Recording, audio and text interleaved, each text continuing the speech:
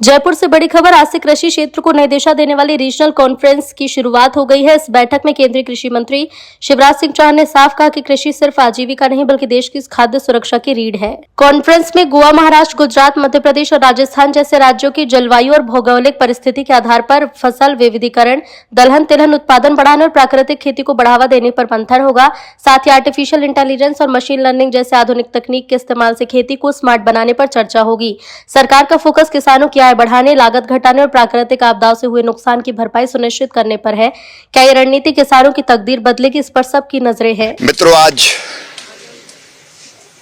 कृषि की regional conference प्रारंभ हो रही है। कृषि जीवन देती है, अन्न देती है और अन्न ही जीवन का आधार है। और आज के युग में खाद्य सुरक्षा कितनी जरूरी है हम सब समझते हैं। 140 करोड़ भारतवासियों को अनाज, फल, सब्जियां, दूध इसकी कमी ना आए, यह दायित्व कृषि विभाग पर है, खेती पर है, किसानी पर है। और इसलिए हमने 3 सूत्रीय हमारे जो लक्ष्य है, 3 लक्ष्य हैं। एक, देश की खाद्य सुरक्षा सुनिश्चित करना, अन्न के भंडार भरे रहें। लेकिन दूसरे, किसानों की आय बढ़ा के उनके जीवन स्तर को और बेहतर करना। और तीसरे, भारत की जनता को पोषण देना और जरूरत पड़े तो दुनिया को भी खाद्यान्न की आपूर्ति करना। और इसके लिए 6 सूत्रीय रणनीति हमारी: उत्पादन बढ़ाना, उत्पादन की लागत घटाना, उत्पादन के ठीक दाम देना।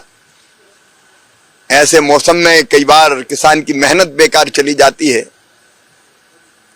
तो भगवान ना करे, लेकिन प्राकृतिक आपदा में नुकसान की भरपाई करना।